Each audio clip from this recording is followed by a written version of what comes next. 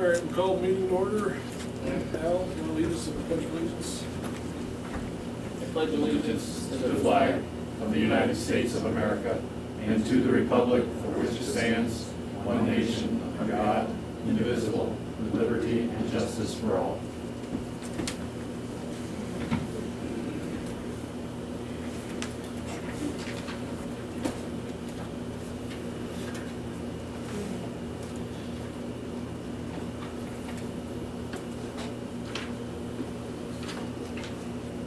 Anybody looking for privilege of the floor, other than Tara, who's got a presentation? Nothing? Okay.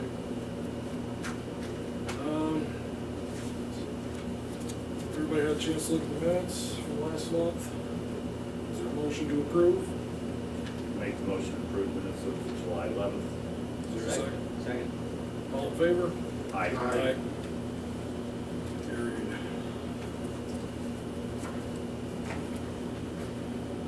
Old business, planning board fee schedule.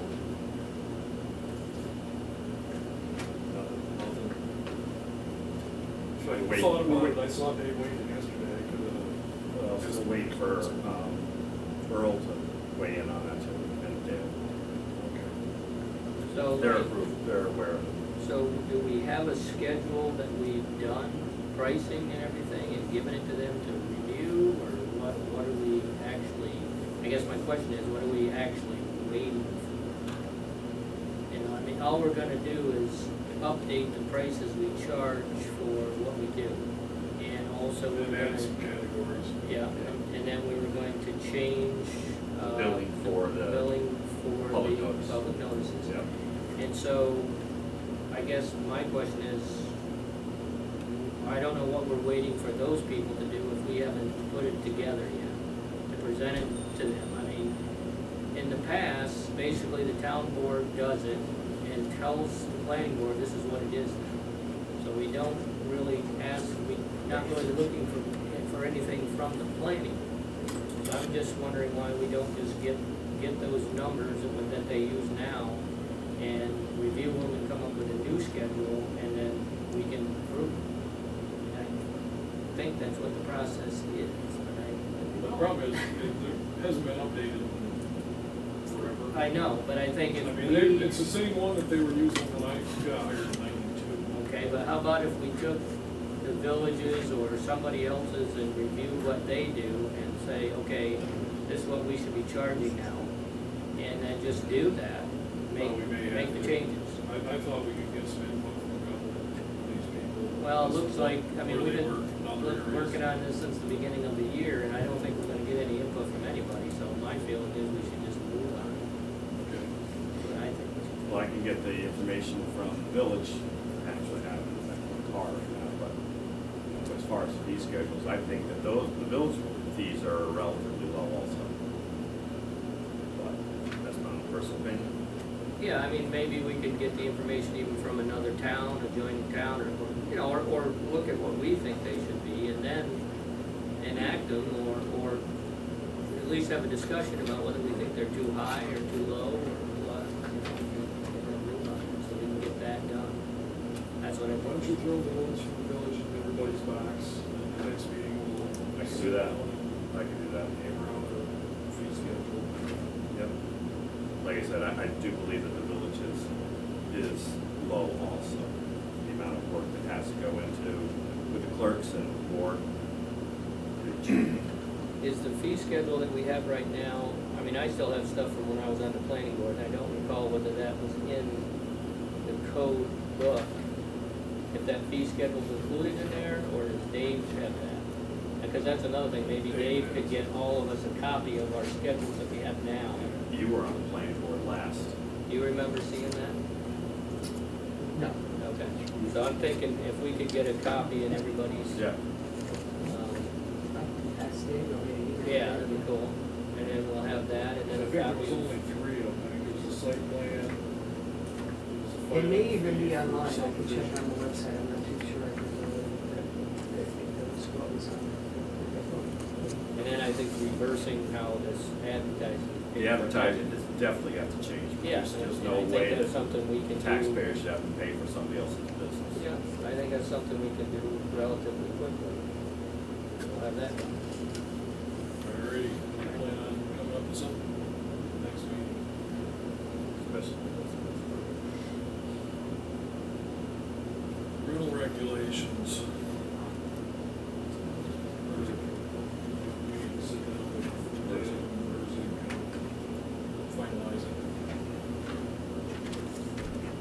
And Dave Mersey has that information now, he's Yeah. supposed to be reviewing it. Yep, Dale's got it, Dave's got it, so they should both have ample time to look at it.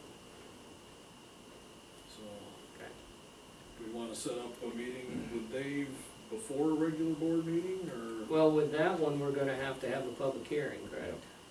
Well, yeah, if we're If we're gonna change. ready to adopt it. yeah. Right, but, yeah, I think we need to probably, figure out where Dave's at with it, if he's done anything or not, and, I think we might have to fine tune it before we do a public Yeah. hearing on it. yeah, oh, yeah, that's fine, yeah. I don't know if we wanna try to meet with Dave before the September meeting, if that's possible, to see what he's done or hasn't done, so we can try to get something in. Well, if it's gonna be just like the Milford one, there was quite a lot of work that was done to kind of carbon copy that one. Yeah, I mean, I basically just changed it to Delhi Right. and went through it that way, and that's what he should have, and That's I what he would has. think it shouldn't be that difficult for an attorney to figure that out, but maybe I'm. Well, I think the issue we had was the two different sets of regs, that there were some conflicts between one and the other that needed to be kind of ironed out so that it carried over from, the Cause we had the transient to student housing situation and Yeah. the VRBO Yeah, situation. we had two different sets of regs basically, and there were some conflicts that, I mean, the students are gonna be coming back soon, and, oh yeah. I think we need to really get something in place before we may start having issues on that end. I'll talk to Dave, and if, it works, maybe we'll schedule it for 7 o'clock before the meeting next month. Okay. I'll send an email out to everybody on that. Alright. Okay, new business. First order of business, we need to accept the resignation of Tom Glass, our long-term bailiff, has decided to officially retire. So I need a motion to accept his resignation. So moved. Is there a second? Second. Yep. All in favor? Aye. And How many years has he been in service? Do you have any idea? nobody's really sure, 30 plus. 30. Yeah, Plus years. 30 plus Yeah. years. That's a long time. He's been here longer than I've ever been here, so him and Frank predate me. Although I Phoebe. think I'm number 3. Phoebe and No, Phoebe. no. I just like to throw gas on things. We're on camera tonight, behave. Yeah. It's not my nature. Okay, now in related, the judge has asked that we appoint Matt Davis to take Tom's place, and we need to make his appointment retroactive to July 10th at a rate of $17.57 an hour, because they wanted to have some carryover time between him and Tom to kind of learn how the judge likes things run. I make the motion to do those terms. Okay, is there a second? Second? All in favor? Aye. Okay, next to new business, we've got, Thank you, Tom.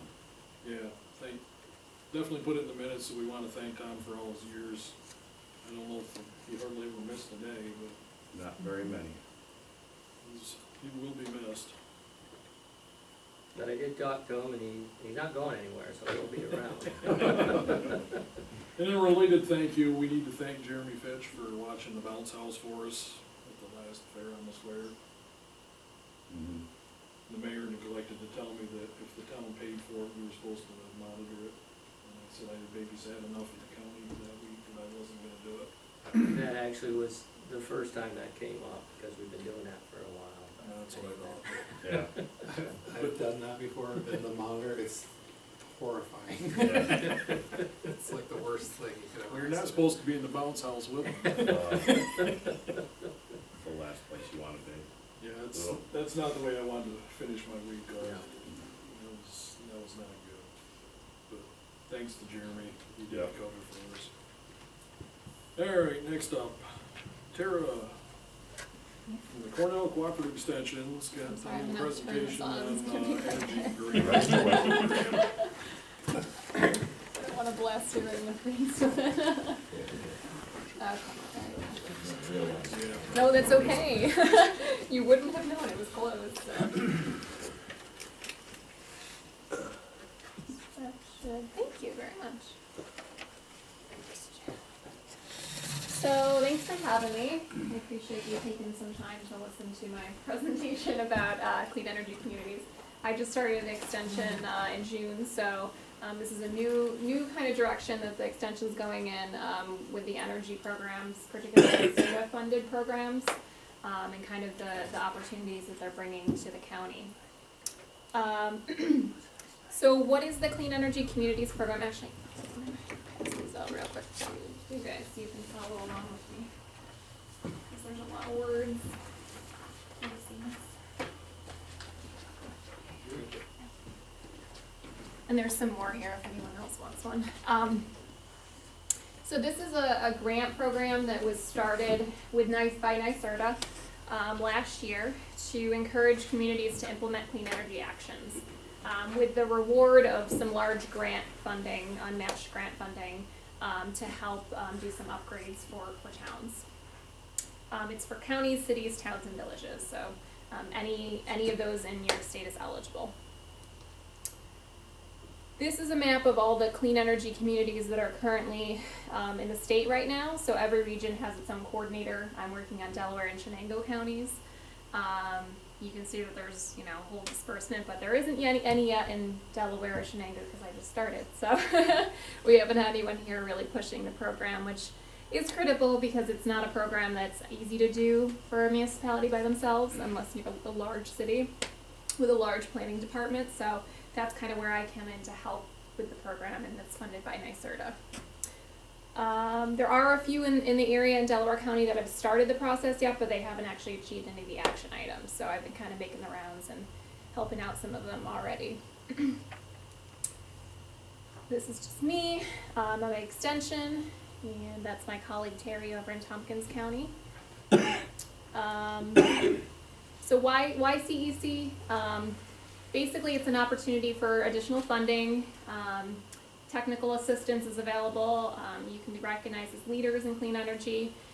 From the state's perspective, it's supporting the governor's goal of making New York State an energy leader, building more sustainable, creating resilience, and then rewarding municipalities that demonstrate commitments with some pretty excellent funding. So the way that a community becomes a clean energy community is this high impact action item process. So they've identified 10 of them, and you need to do 4 to be designated. So I'm just going to go through them pretty quickly and just kind of give you an overview of what's what, and you can identify, is this something that's applicable for our town? Is this something we can achieve? There's a few in there that are pretty difficult, so I've been kind of pushing some of the towns. Franklin, Meredith, Hampton have all kind of started to go through this to certain ones that I think are more achievable. But first, we'll talk about the grant funding, which is pretty much why any municipality is going to do this program, is with the effort to get these grants. You can still do it without the grants, but this is the real driving factor. They're based on the Regional Economic Development Council, so we're only competing against other municipalities in the southern tier, which is this, multi-county area that's highlighted there. And it's just out of fairness, obviously. I think all the grants in the lower state are gone already because they have, a lot of resources to put into it. So we're just kind of getting started here in the southern tier, I would say. This is the breakdown of the grants. You're only going to be looking at that the small grants, which is the highlighted one. The large would be 40,000 plus, which there aren't any in Delaware County that would meet that, but it's like Binghamton and Ithaca. So there's There were 14 grants total. One of them has already been designated to the town of Ulysses, which is over in Tompkins County. So there's towns that are already getting on this process. So there's 13 left, basically. Are they annual, or is it, do we not know when they're gonna be renewed? We don't know if they're gonna renew. The way NYSERDA has put it is once they're gone, or until 2019. I don't think they're gonna last till 2019, so that's why the race factor kind of comes into it. The quicker you can get moving, the more likely it is that you're gonna get a grant. They require no local cost share. It has to be a 3-year project or less. You basically have 3 months to submit a proposal once you're designated as a clean energy community, and 25% is available in advance payment. So $50,000 grants, $100,000 grants, as I said, are the rewards, and like I said, unmatched. So it's a pretty good project. Now the project itself does have to be used to reduce greenhouse gas emissions. What that means is basically, any energy system upgrades. A lot of the towns I'm talking to are talking about new town buildings and, making the buildings efficient in some way, shape, or form. Window upgrades, putting solar. There's, really a ton of ways that you can kind of work this to get the money. These are just the selection criteria basically that they've put forward. So is it sustainable? Is it innovative? Are you collaborating with other municipalities? Are you leveraging public and private dollars, which you're probably going to be doing? So there's just a few things that have to be kind of addressed, and you have to reach 50% of these points.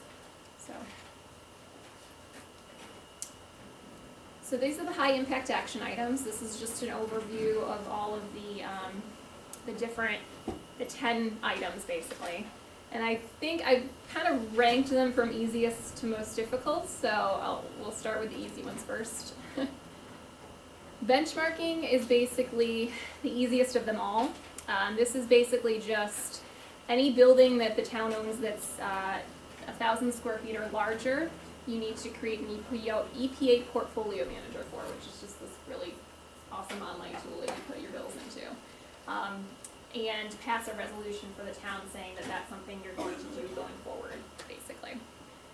This is one that quite a few of the towns I work with have already done because it's just one of the easiest check boxes. And it's just a good strategy in general because you can really start to track your bills and see, what's happening. Is there one month that was weird, and, kind of identifying maybe some energy sinks that you might be having, so.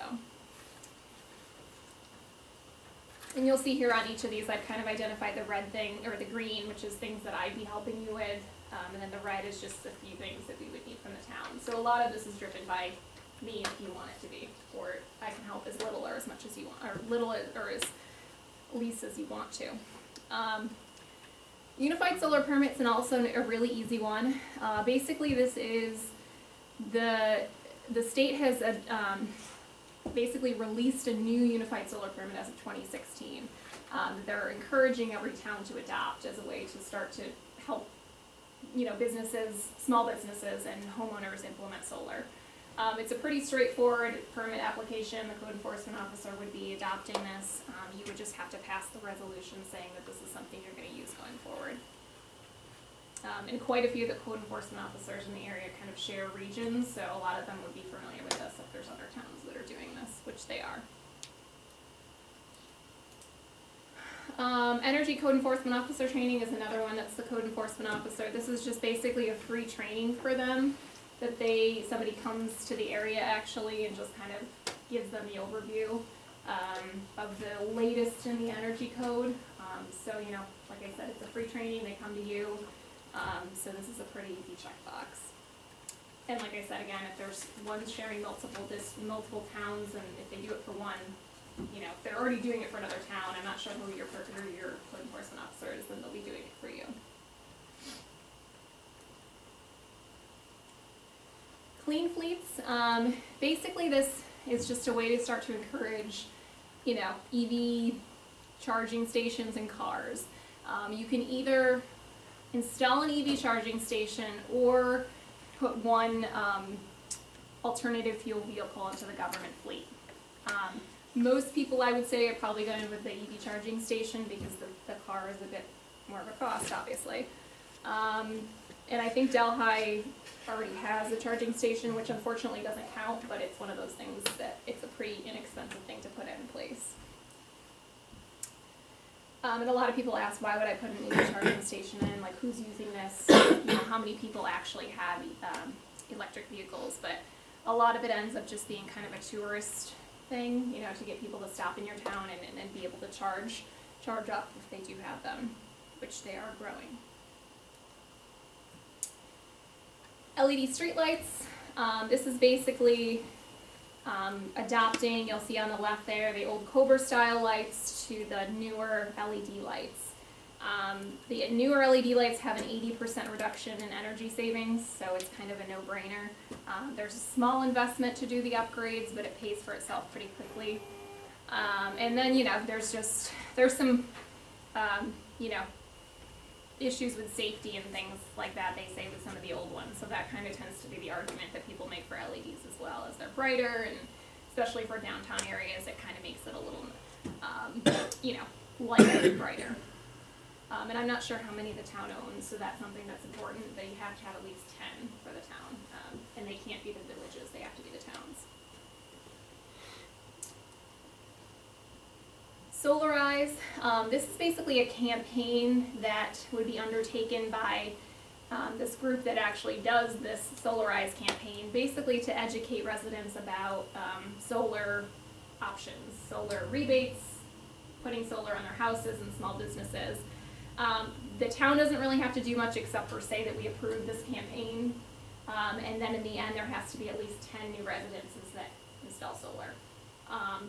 10 is a pretty big number, I would say, for a town of this size, so it's one of those ones where I'm not sure I'd recommend it if there's some more that you could achieve before that, just because it, you know, I wish that NYSERDA would lower that number a little bit, but that's my opinion. Energize New York Finance. This is, everyone's here, if anyone here has ever heard of PACE financing, basically what you're doing is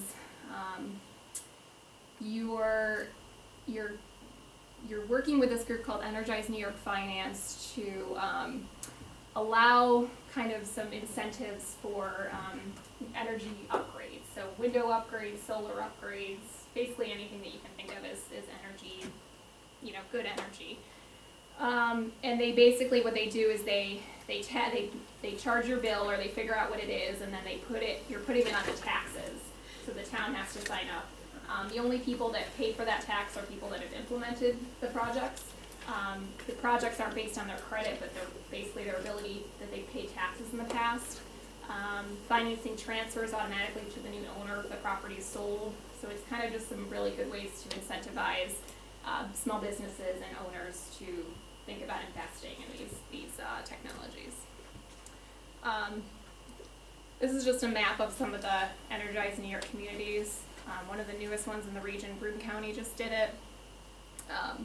But you can kind of see there who's been kind of thinking about this, and you know, they'll be able to explain in better terms if this is something you're interested. But clean energy upgrades. This is basically just a 10% reduction in greenhouse gas emissions. So you'd be looking at that very first step that we talked about, benchmarking your bills and just seeing if maybe you've done some upgrades to your town hall or any of your buildings that have saved 10%, or if you want to install something to see if it saves 10%. It's achievable, definitely, but it just depends on what you want to do, or if you've already had something maybe that happened. A lot of the towns I'm working with that are doing this have already actually put something in place maybe in the last few years, so I've kind of been tracking and seeing what they're doing. Climate Smart Community Certification. This is a DEC program. Basically another certification program itself. I think that they put this one in there as a way to reward those communities that are already doing this, which there aren't very many. I think the only one in our region that has signed the pledge, which is the first step, was the Village of Delhi, signed it last year. But it's, you know, it's like this program, but probably 3 times as difficult. So I would say if you haven't already started, probably not the best option. And then last but not least, community choice aggregation. The only county in the state municipality that's adopted this is Westchester County, so you can see that it's a pretty difficult process itself. The state's trying to push it a little bit. I haven't recommended it to anybody yet because I just think it's a pretty difficult process, but basically you're putting energy supply choices in the community's hands in one way, shape, or form. And I can talk more about it if you're interested, but. So that's the 10. I would say, starting at the top, trying to figure out which ones from the top make the most sense.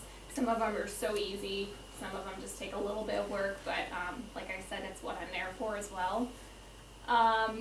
So the next steps recommended: designated to make contact, discussing what actions have been accomplished, setting up follow-up meetings, finding old documentation, and then begin thinking about projects for the grant funding, which I put that one at the bottom, but I would say that's pretty much, that should be at the top of the list, is, why would you do this program unless you really think that there's a project that you can use this for.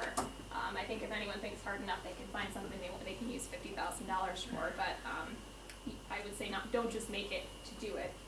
Find something that you're already thinking of doing that you could use that 50 towards. And then just contact information. I don't know if anyone has any questions or anything.